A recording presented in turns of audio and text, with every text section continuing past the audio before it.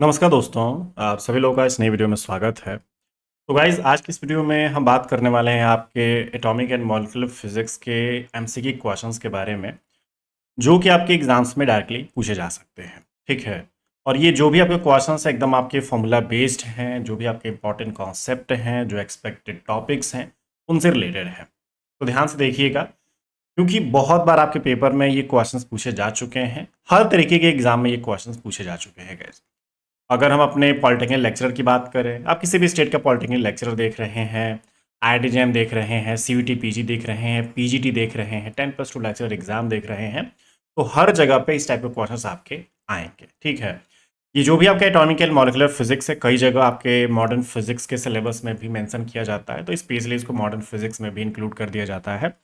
तो आपका modern physics उसका पार्ट आप बोलिए, या फिर एटॉमिक एंड मॉलिक्यूलर फिजिक्स है उसका पार्ट बोलिए, हम उसी से रिलेटेड जो भी आपके एक्सपेक्टेड क्वेश्चन है उसको सॉल्व करने वाले हैं। ये आपका लेक्चर नंबर 5 है। इससे पहले भी हम आपके कई सारे जो टॉपिक्स हैं, कई सारे सब्जेक्ट हैं, उनके जो एमसीक्यू के एक्सपेक्टेड सेशंस हैं कर चुके हैं। चैनल पे अपलोडेड है, आप जाके देखिएगा, बढ़िया आपके लिए रहेगा।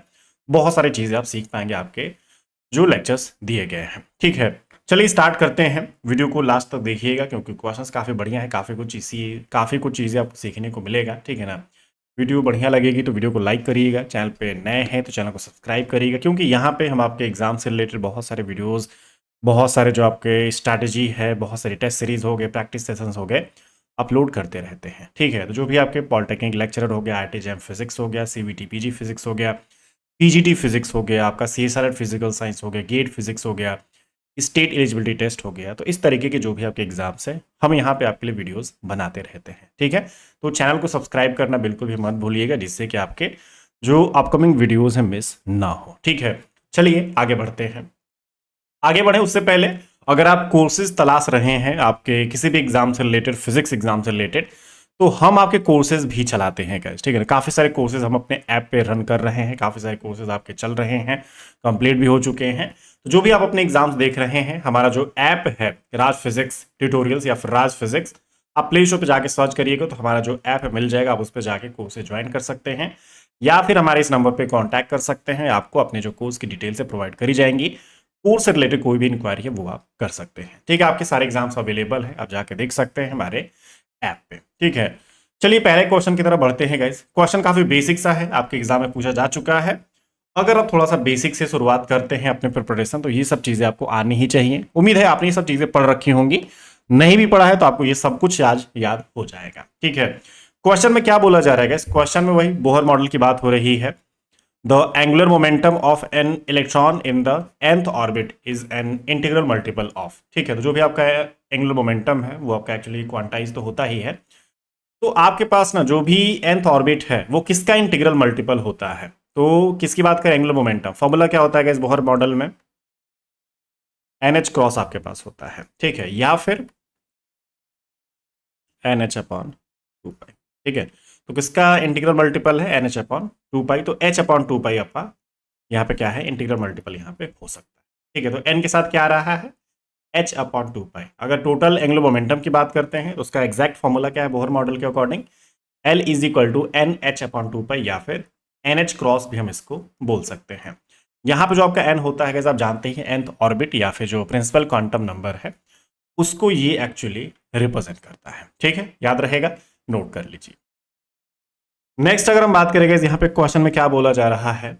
समरफोल्ड atomic model introduced elliptical orbits. तो ये हम जानते हैं जो भी हमारा समरफोल्ड था उसका जो एटॉमिक मॉडल है, ठीक है ना, वो उस मॉडल के थ्रू क्या मतलब इंट्रोड्यूस किए थे? वो आपके एलिप्टिकल ऑर्बिट्स वहां पे होते हैं। ठीक है। अगर एलिप्टिकल ऑर्बिट्स हैं तो मान लीजिए वहां पे माइनर एक्सिस भी होगा और आपका मेजर एक्सिस भी होगा। एक्चुअली ये हम जानते हैं। जो उसका रेशियो होगा गाइस, जो माइनर एक्सिस और मेजर एक्सिस का है, तो उसका रेशियो वो किसके साथ रिलेटेड है, उसका जो रेशियो है उसका क्या रिलेशन होता है, ये हमसे यहां पे पूछा गया। तो फॉर्मूला क्या होता है गाइस? आपका क्या बोला गया है? Minor axis B major axis upon A. तो माइनर एक्सिस का रेशियो किसके साथ? मेजर एक्सिस के साथ। उसका क्या रिलेशन होता है? Is equal to A/N। ठीक है। यहां पे जो आपका K है वो आपका क्या है? एजोमेथल क्वांटम नंबर। ठीक है। और आपका जो n है वो तो आप जानते ही हैं, प्रिंसिपल क्वांटम। इसमें क्या है, इसमें भी आपका जो ऑप्शन बी है वो फिलहाल आपका करेक्ट है।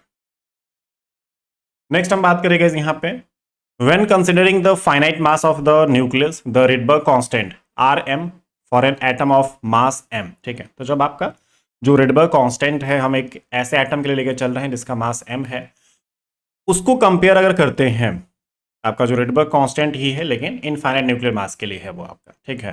तो आपका किस तरीके से वो रिलेटेड हो सकता है, तो ये एक फॉर्मूला है गाइस, ठीक है ना। हम यहाँ पे बेसिकली ये देखना चाहते हैं, जो आपका आर एम है, एक्चुअली यहाँ पे तो साफ साफ दिख रहा है ये कुछ इस तरीके से रिलेटेड होता है, ये डायरेक्टली प्रोपोर्शनल होता है। लेकिन क्या ऐसी चीज है जो कि यहाँ पे आपको दिख रही है जो सही हो सकती है, तो ये आपका ऑप्शन सी क्या होता है गाइस, इसका formula R M is equal to आपका इनफाइनाइट, ठीक है ना, डिवाइडेड बाई 1 प्लस ये आपके पास हो जाता है, ठीक है। ये स्मॉल एम है, ये आपका कैपिटल एम है, जो आप यहाँ पे देख सकते हैं। यहाँ पे याद रखिए, ये जो आपका कैपिटल एम है ये क्या है, एटम का मास है, ठीक है, जो भी आप न्यूक्लियर मास भी कई बार बोल देते हैं, ठीक है ना। तो जो गिवन आपका एटम का मास है वो आपके पास हो जाता है, और जो स्मॉल एम दिख रहा है ये एक्चुअली क्या होता है guys, mass of the electron.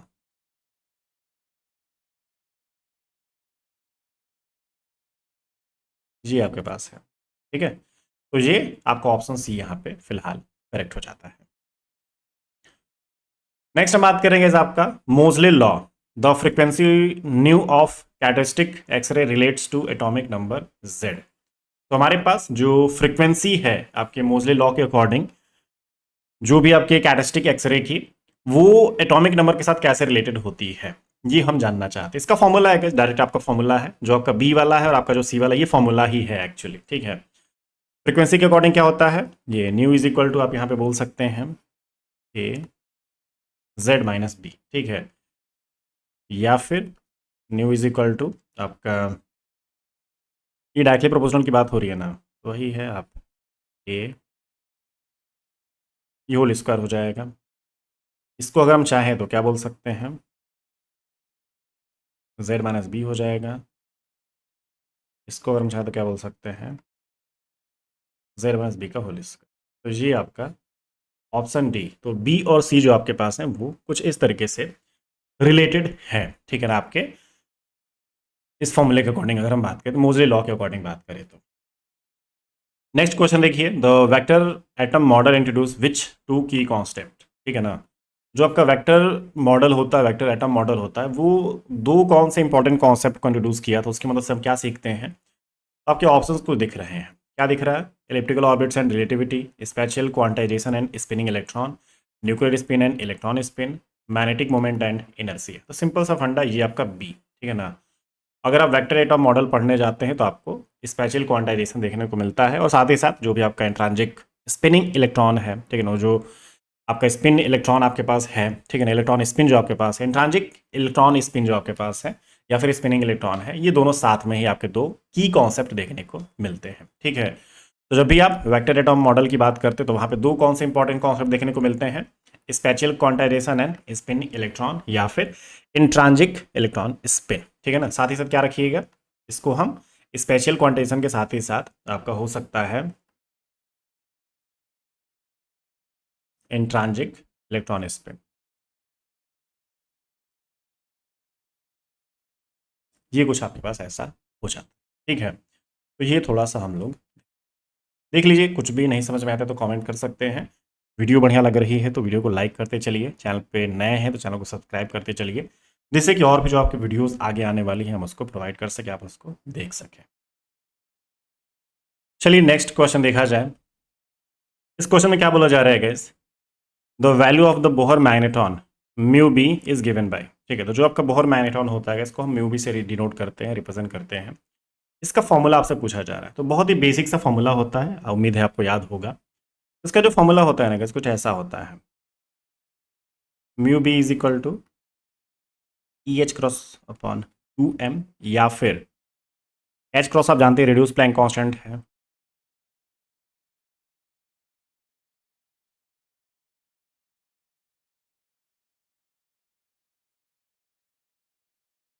इसकी जो वैल्यू होती है h/2 पाई, इसको हम क्या बोल सकते हैं, EH/4 पाई m।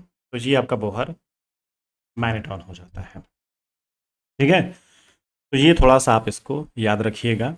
ये आपका एक फंडामेंटल यूनिट भी होता है मैग्नेटिक मोमेंट का, ये भी आप चाहो तो बोल सकते हो guys.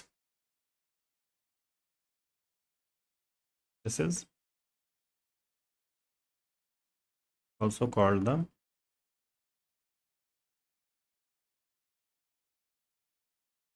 Fundamental unit of magnetic moment. मतलब ऐसा भी बोला जा सकता है बोहर मैग्नेट्रॉन के साथ ही साथ, तो हम म्यू भी, तो आपका ऑप्शन ए यहाँ पे फिलहाल करेक्ट है। ठीक है, नेक्स्ट है गाइस आपका Larmor frequency of an electron processing in magnetic field B. तो हमारे पास जो लार्मर फ्रीक्वेंसी होती है इसका फॉर्मूला क्या होता है, सिंपल सा फॉर्मूला इसका भी होता है EB/2 है। ठीक है, तो जो भी आपके पास लार्मर फ्रीक्वेंसी है याद रखिए क्या होता है, EB/2m, है ना, 4m नहीं, EB/2m ऐसा कुछ है। ठीक है, क्लियर रहेगा, इसको हम ध्यान रखेंगे। नेक्स्ट है the general selection rule for the total angular momentum quantum number. जो हमारे पास जी होता है, जनरली अगर हम सिलेक्शन रूल की बात करें तो इसका सिलेक्शन रूल का फॉर्मूला क्या होता है, सिंपल सा फॉर्मूला होता है गाइस ये। ठीक है, del J is equal to 0, +-1 भी होता है आपके पास, but J is equal to 0, J is equal to 0 is forbidden. कुछ स्टेट्स के लिए जो आपका J is equal to 0 state है उसके लिए अगर हम ट्रांजिशन करने जाते हैं तो वहाँ पे फॉरबिडन हो जाता है, लेकिन जनरली अगर हम अपना जनरल सिलेक्शन रूल की बात करते हैं जे के लिए तो वो 0 +-1 ही होता है। ठीक है, इसमें क्या है 0 +-1, ये क्या है आपके अलाउड, ये आपके अलाउड है एक्सेप्ट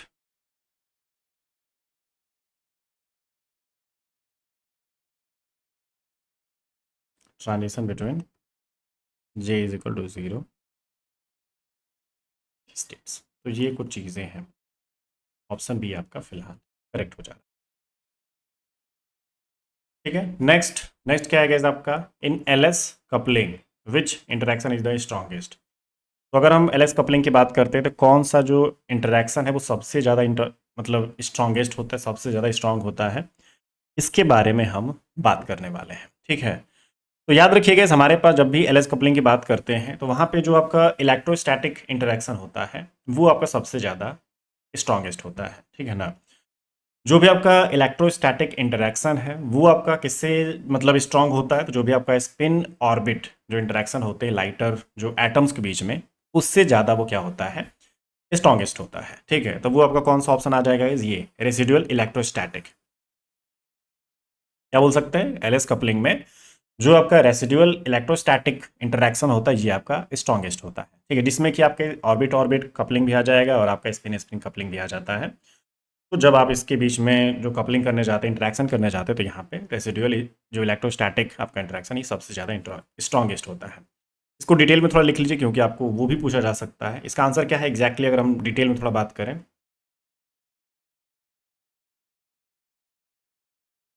इलेक्ट्रोस्टैटिक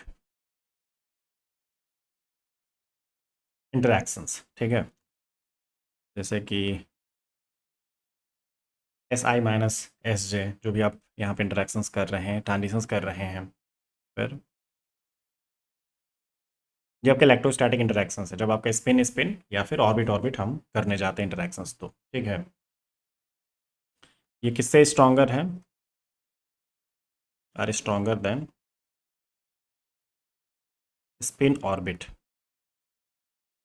मतलब जब दोनों साथ में आ जाते हैं तो वो आपका स्पिन ऑर्बिट, और जब अलग अलग अपने रहते हैं स्पिन स्पिन अलग, आपका ऑर्बिट ऑर्बिट अलग, तो वो आपका ये थोड़े से कमज़ोर पड़ जाते हैं gas spin orbit.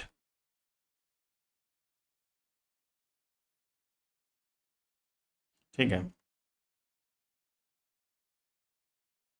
Lighter atoms,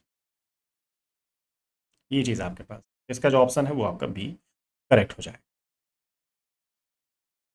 next हम बात करेंगे यहाँ पे J coupling is typically observed in. तो हमारे पास जो जे कपलिंग होती है वो किस में ऑब्जर्व करी जाती है, तो जो भी आपकी हैवी एटम्स होते हैं गैस उसमें आपकी जे कपलिंग ऑब्जर्व करी जाती है। ठीक है, हम यहाँ पे ये याद रखेंगे जो आपके हैवी एटम्स होते हैं ना, उसमें जो स्पिन ऑर्बिट इंटरेक्शन होता है वो आपका स्ट्रॉन्गेस्ट हो जाता है। अभी हम जो पीछे बात कर रहे थे वो क्या है, आपका एलएस कपलिंग था। इसमें क्या स्ट्रॉन्गेस्ट था, जो आपका इलेक्ट्रोस्टैटिक इंटरेक्शन था वो आपका स्ट्रॉन्गेस्ट था। ठीक है ना, आपका जो ऑर्बिट ऑर्बिट और जो स्पिन स्पिन इंटरेक्शंस थे वो आपके स्ट्रॉन्गेस्ट थे। लेकिन जैसे आप जेजे कपलिंग में जाएंगे ये चीज़ उल्टा हो जाती है। जेजे कपलिंग में क्या है, हैवी एटम्स होते हैं। तो अगर हैवी एटम्स होते हैं तो जो चीज़ आपने एलएस कपलिंग में पढ़ी है उसका बस उल्टा कर दीजिए। ठीक है, तो इसमें क्या हो जाता है, देखिए इन हैवी एटम्स, ये भी क्वेश्चन है डायरेक्ट आएगा। ठीक है, जो आपका स्पिन ऑर्बिट इंटरेक्शन है,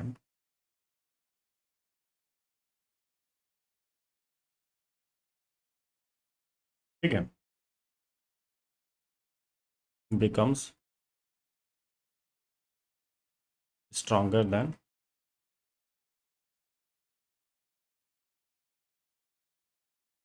इलेक्ट्रोस्टैटिक इंटरेक्शन। ठीक है, तो ये चीज़ आपके पास है। तो हैवी एटम्स के लिए याद रखिएगा ये चीज़ थोड़ी सी हो जाती है। इसका ऑप्शन सी था गाइस, ठीक है ना, याद रखेगा।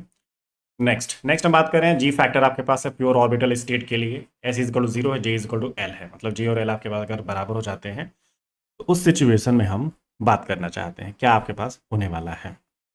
देखिए जी फैक्टर का मैं फॉर्मूला आपको बता देता हूँ guys. G is equal to 1 + J J plus 1 S S plus 1 minus L divided by G आपके पास है। ठीक है, ये चीज़ आपके पास हो जा रही है अगर हम चाहें तो। एस आपका जीरो है गैस, ज़्यादा झंझट है नहीं। देखिए ये वाला तो वैसे भी इक्वल हो जाएगा, जी और एल आपका अगर इक्वल है तो ये तो वैसे ही खत्म हो जाएगा गैस। ठीक है ना, ये ऊपर क्या बच रहा है, जीरो, तो 1 + ऊपर जीरो ही बचेगा। तो इस तरीके से जो आंसर होगा वो आपका 1 है।